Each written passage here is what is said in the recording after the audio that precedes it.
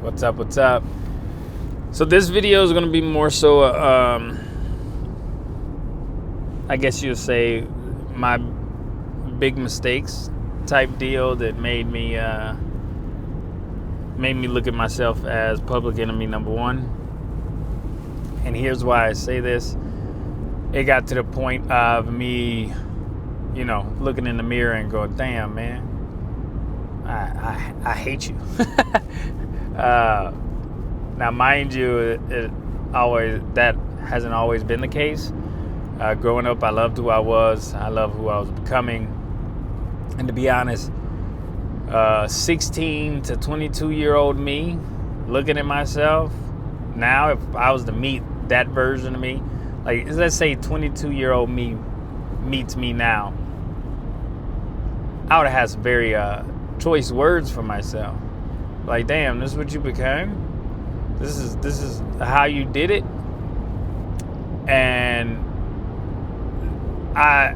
the reason I bring that up is because that thought came up. I forgot which, I don't know if it was a movie or like a video or whatnot, but it came up with that concept.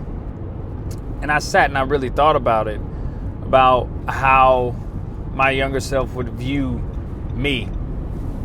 Because don't get it twisted, I'm not judgmental, but there are certain things that I look at that's like, yeah, you could do that better. You know what I'm saying?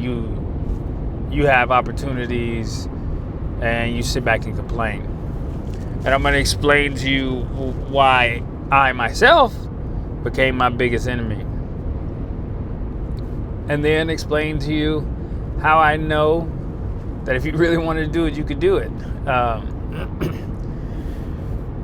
So I got to the point, this is my first, I think this is what started it all, is I started quitting on stuff.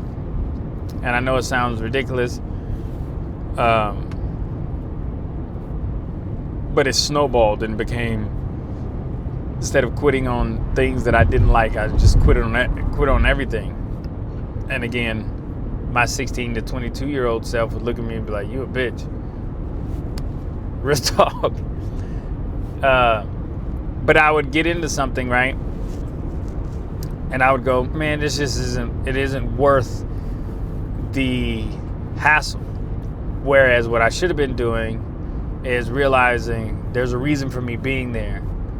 The man upstairs has a legit reason for me being there, whether that's I'm supposed to learn a lesson there, or that I'm supposed to reach somebody there. Because of my personality, when I was younger, I had a very positive, optimistic outlook on life, and like regardless of what the situation was, I always believed there was an upside. And then I let the world jade me, and then I was like, I'm just not gonna deal with this shit. Like, I'm gonna do something else, right? Now, mind you, there are situations where you shouldn't keep yourself in that situation. Sorry, I'm just in camera trying to get it leveled out. Driving makes it a little bit difficult. But there are certain situations where you shouldn't push yourself to do those things. But when you quit so often, it becomes a part of your character, right? Like they say, what is it? It takes a month to do something to build it to become a habit. Well, if you're constantly quitting, it becomes a habit. Like, regardless if you want to do this thing or not, you become like a habitual quitter, right? So those little things of, oh, this job is trash, like it's going nowhere, I don't care. That started to bleed over into everything else, like my fitness level. Man, like we all gonna die someday. I'm gonna enjoy it while I'm here. The issue was, what I didn't realize is, if I gain all that weight because I'm not doing anything physically, I'm gonna feel like shit the entire time I'm here, and it's gonna be miserable. So I ended up gaining all the weight and then figuring that out the hard way. Now, mind you, I lost the majority of it. I went from 278 down to, I think I'm like 205 right now, and I want to lose more because I play basketball, so I like being quick and able to move pretty fast, but I also want to gain muscle, so I gotta do that part as well. But the issue was, when I would set a goal, or I would come in and go, hey, this is what I'm going to do, because I got so used to habitually quitting that my word became nothing. There was no consistency. There was no follow through. There was no commitment to it. It was, yeah, I'll do that. And then a month later, man, this shit ain't doing nothing for me. And then I would drop it. And again, the younger version of me would go, you a bitch. Like, you quit, and you're quitting on everything, including yourself. And what you don't see just from that in the beginning is you're not just quitting on yourself, you're crucifying your self-confidence. Like, bad, right? So you then go to say something, or I'm going to do this, and subconsciously you don't even believe it yourself, because you got into a cycle of quitting. And it's really hard to break yourself out of that. Like, the reason, I'll keep it a buck, the only reason I actually lost all the weight that I had is my body got tired of it. It started giving me fucking anxiety and panic attacks. A lot of them. Like, for a year straight, I was going through it like 9-10 times a day. Like, a lot of them. Thinking I was having a heart attack 9-10 times a day is not, it's not fun. And then it got to the point where after that year of dealing with that, I was so fearful every day because, hey, this might be the last day, that it got to the point to where finally my mindset flipped, and I went from this person who can't follow through to, at least in this area. Now, mind you, I'm still building back everything else in every other area, but I went from this person who couldn't follow through to this person that was so fucking tired of being scared that I then just was like, either you're gonna kill me on this run, or we're gonna lose this weight and fight this shit off. And I lost a lot of fucking weight doing it, because I stopped being, like, I was just so tired of being scared of waking up and, you know, just having a heart attack and like losing everything. So it got to the point where that part pushed out the habitual quitting in that area. Now, there's other things where, like, when it comes to like my hobbies, what I want to do on here or photography, like I'll go hard for like a week, and then I'll put it to the side for a second, be like, hey, let me fix this, and do this, and I just never come back to it. Hence why on the channel, my consistency has been very, very poor. I mean, there is no consistency, right? And that it doesn't help with your self-confidence. It doesn't help with your belief in yourself, because you don't. I mean, how can you believe in yourself when you can't keep going with what you're doing, right? It also doesn't help that stuff like bled into my character and then became who I was. Like, it even bled into my marriage, where it got a point, and I'm trying to build back up from that, where my wife goes, I can't depend on you, because you're failing it. Not necessarily, yeah, you're failing, but also you'll say something and you don't follow through, and that's because I would just be stuck in that cycle of quitting. Mind you, I'm still working on everything, and the best thing I can say is everything. If you're gonna fix this issue, everything you do, you have to commit to it 100%, or just don't do it. Real talk. Like, you have to push through the bullshit. Like, even with the gym, there are days where I don't want to go, but now I go regardless.